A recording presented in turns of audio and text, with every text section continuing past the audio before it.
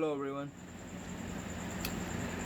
आज मैं आपके लिए एक ऐसी खबर लेकर आया हूँ जिसको सुन के आपको अंदर से ये फीलिंग आएगी कि क्या इंडियन जुडिशरी सच में ऐसा कर सकती है। क्या इंडियन जुडिशरी इतनी मतलब इतना सोचती है लोगों के बारे में। जी हाँ, जम्मू कश्मीर हाई कोर्ट ने हाल ही में इवनिंग और वीकेंड कोर्ट्स स्टार्ट की हैं। इवनिंग और वीकेंड कोर्ट्स मतलब 5 बजे के बाद भी कोर्ट लगेंगी और सैटरडे एंड संडे जब कोर्ट की छुट्टी होती है उस दिन भी कोर्ट लगेंगी। अब ये क्यों किया उन्होंने शुरू? देखिए, कोर्ट में ना अक्सर 10 ईयर्स ओल्ड पेंडिंग केसेस होते हैं। तो जो 10 ईयर्स ओल्ड पेंडिंग केसेस हो जाते हैं, फिर जो होने वाले हैं उनको हम एक्शन प्लान केसेस बोलते हैं। तो एक्शन प्लान केसेस को टैकल करने के लिए और वो केसेस जो सीनियर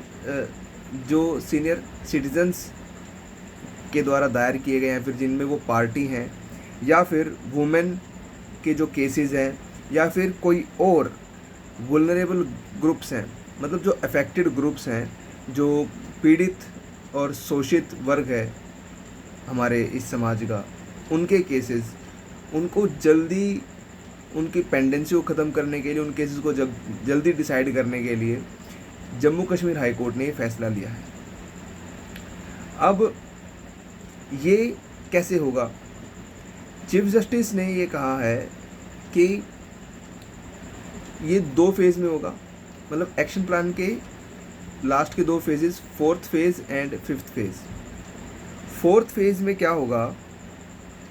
4th फेज़ में सबसे पहले तो वो आइडेंटिफाई करें कि कौन सा केस 10 ईयर ओल्ड है, वुमेन का केस है, सीनियर सिटीज़न के का कोई मैटर है या फिर किसी और वल्नरेबल ग्रुप का कोई मैटर है, तो उसको वो लोग प्रायोरिटी पे लेंगे। इवनिंग कोर्ट्स में और वीकेंड कोर्ट्स में उसको प्रायोरिटी पे लेंगे।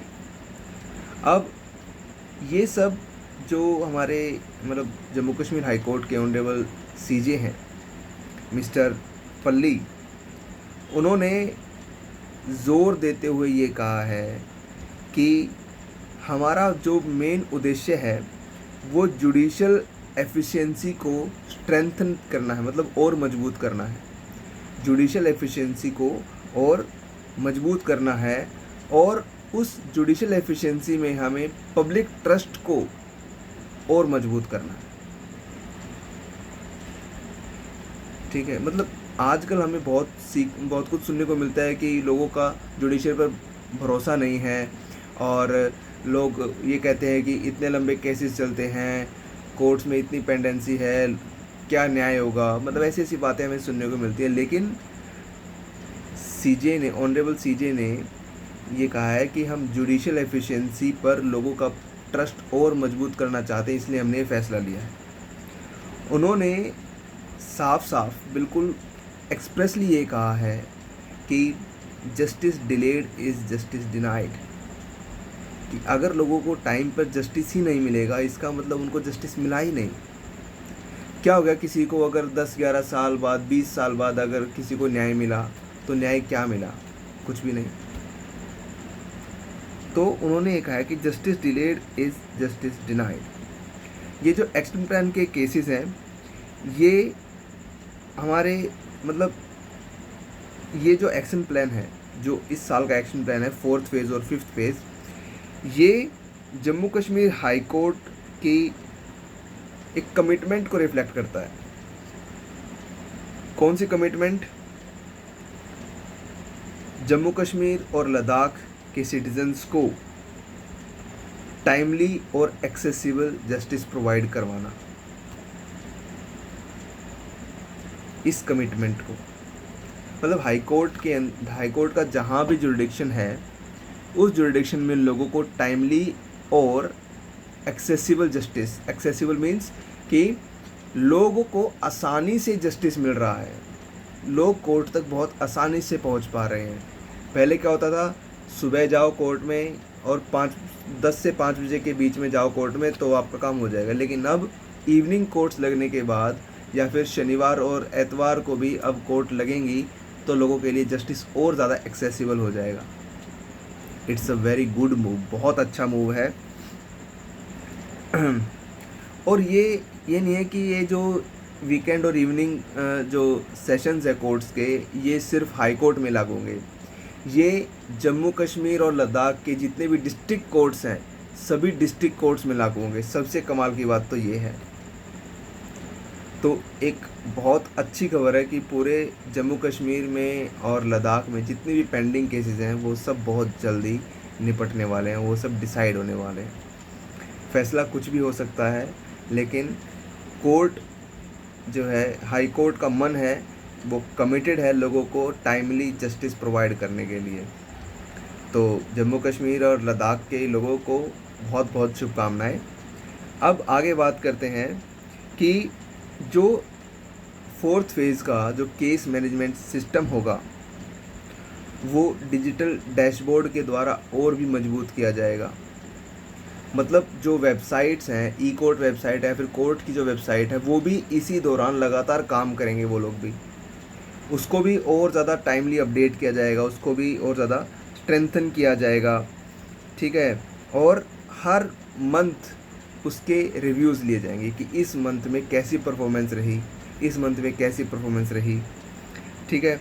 और इससे एक चीज़ और अच्छी होगी, इससे एक चीज़ और क्या अच्छी होगी कि बार और प्रोसिक्यूशन का, बार जो बार एसोसिएशंस हैं और जो प्रोसिक्यूशन है, उसका बेंच के साथ एक मतलब अच्छी बॉन्डिंग होगी। और बार और बेंच भी इनकी मदद करेंगे ताकि केसेस जल्दी से निपटाए जा सकें, पेंडिंग केसेस जल्दी से ख़त्म हो सकें। बहुत ही एक अच्छा फ़ैसला लिया है। अब ये तो थी 4th फेज़ की बात। 5th फेज़ में क्या होगा इसके?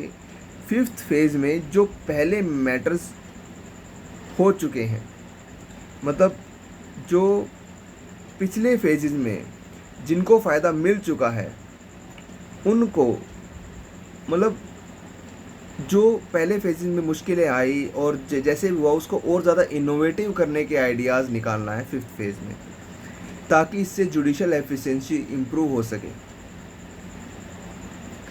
ठीक है। तो जितने भी पहले के फेजेस थे, 1 to 3 फेजेस और 4 फेजेस, पहले 4 फेजेस से कुछ नए नए गेन्स निकाल कर और कुछ नया इनोवेटिव करना कि जिससे जुडिशल एफिशिएंसी को बढ़ाया जा सके, ये 5th फेज़ का सबसे मेन एम रहेगा। जैसे कि 5th फेज़ में कोर्ट्स में पायलट सर्वेज लॉन्च किए जाएंगे पेपरलेस प्रोसीडिंग्स का। पेपरलेस कोर्ट्स रन की जाएंगी कुछ डिस्ट्रिक्ट में, जितनी भी डिस्ट्रिक्ट हैं उनमें से कुछ में पेपरलेस कोर्ट्स लॉन्च की जाएंगी, पेपरलेस काम होगा। और 5th फेज़ की बात है ये। और फिर उनका फिर देखा जाएगा कि ये अगर कामयाब है तो उनको फिर रेगुलर तौर पर कर दिया जाएगा। अब इसके साथ साथ जो ADR मैकेनिज़्म है, ADR alternate dispute redressal mechanism जो है, उसको भी एनहांस किया जाएगा। जैसे कि उसमें मीडिएशन, जितना हो सके मैटर्स को डिस्पोज ऑफ करने के लिए मीडिएशन किया जाएगा। मीडिएशन क्या होता है कि दोनों पार्टीज़ को मीडिएटर के पास जाकर बिठा देते हैं और दोनों में आपसी बातचीत करके, और मीडिएटर दोनों में एक आपसी मतलब म्यूचुअली मैटर को कॉम्प्रोमाइज़ एक तरह से बोल सकते हैं, कॉम्प्रोमाइज़ करवा देते। तो उससे कोर्ट का टाइम भी बहुत बचता है, प्रोसीडिंग्स भी बहुत सारी मतलब बच जाती है, फॉर्मेलिटीज़ बहुत सारी बच जाती हैं और मैटर बहुत जल्दी सेटल हो जाता है। और दूसरा जो ADR के थ्रू किया जाएगा वो है लोक अदालत। तो लोक अदालत भी बहुत जल्दी की जाएंगी। मतलब लोक अदालत 5th फेज़ में लोक अदालत पर बहुत ज़्यादा ध्यान दिया जाए कि लोक अदालत में क्या इनोवेटिव पॉइंट्स को यूज़ किया जाए, क्या नए पॉइंट्स लिए जाएं, जिससे लोक अदालत और मीडिएशन ये दोनों अच्छे से मैनेज हो और लोगों के मैटर्स बहुत जल्दी डिस्पोज ऑफ हों। और ये मीडिएशन और लोक अदालत सिर्फ उन्हीं मैटर्स में यूज़ की जाएगी जो मैटर्स कंपाउंडेबल है, मतलब जिनमें कॉम्प्रोमाइज़ लॉ अलाउ करता है। जिनमें लॉ कॉम्प्रोमाइज़ अलाउ ही नहीं करता, उनको कंपाउंडिंग आप कैसे करेंगे, ठीक है। फिर एक चीज़ और 5th फेज़ में की जाएगी कि जुडिशल ऑफिसर्स के लिए और कोर्ट स्टाफ के लिए कुछ ट्रेनिंग प्रोग्राम्स भी ऑर्गेनाइज करवाए जाएंगे। फिफ्थ फेज़ का फोकस जो रहेगा वो कैपेसिटी बिल्डिंग पे रहेगा। मतलब जजेस की जो कैपेसिटी है केसेस को सुनने की, उनको डिसाइड करने की, वो बढ़ाई जाएगी। कोर्ट स्टाफ की भी जो कैपेसिटी है काम करने की वो बढ़ाई जाएगी, उनको और अच्छे से इफ़ेक्टिव बनाया जाएगा ट्रेनिंग देकर। ठीक है, तो दोनों ही फेज़ बहुत ज़बरदस्तली काम करने वाले हैं, बहुत ज़बरदस्त तरीके से काम करने वाले हैं। इन दोनों फेजेज़ को बहुत बारीकी से मॉनिटर किया जाएगा।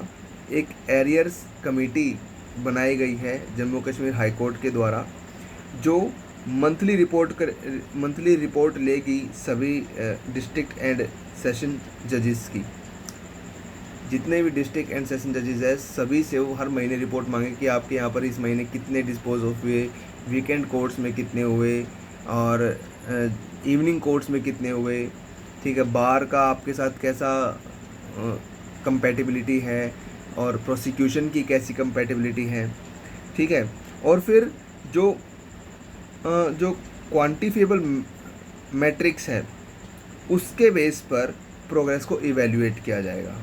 जैसे कि इस महीने का डिस्पोजल रेट क्या रहा, इस महीने की पेंडेंसी कितनी घटी है और कितना, मतलब कितने समय में कितने पेंडिंग केसेस ख़त्म हुए हैं।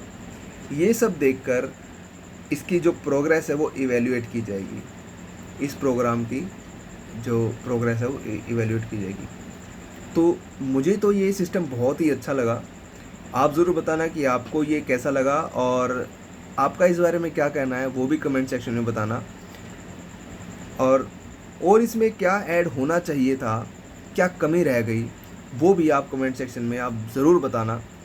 और अगर आप लोग बताओगे तो आई एम श्योर मैं जम्मू कश्मीर हाई कोर्ट के ऑनरेबल चीफ जस्टिस को लेटर ज़रूर लिखूँगा इसको लेकर। और क्योंकि एज एन एडवोकेट और जनता की बात पहुंचाना मेरा फ़र्ज़ है, तो मैं अपने फ़र्ज़ को पूरा करने की पूरी कोशिश करूंगा। आप भी अपने फ़र्ज़ को पूरा करने की कोशिश कीजिए। आप मुझे बताइए क्या कमी है, क्या और होना चाहिए। अगर वो पॉइंट जेन्युइन है तो ही मैं बताऊंगा। ये नहीं कि आप कुछ ही बोल दो, नहीं। प्लीज़ वर्ड्स थोड़ा सा सोच समझ कर यूज़ कीजिए। अब अगर ये वीडियो आपको इन्फॉर्मेटिव लगी है तो इसको लाइक और शेयर कीजिए, और अगर आप चैनल पर नए हैं तो सब्सक्राइब कीजिए। और अगर आप चाहते हैं कि ऐसे ही इंटरेस्टिंग लीगल वीडियोस आपके लिए मैं और भी लेके आता रहूं तो चैनल को सब्सक्राइब ज़रूर करिए। Thank you so much.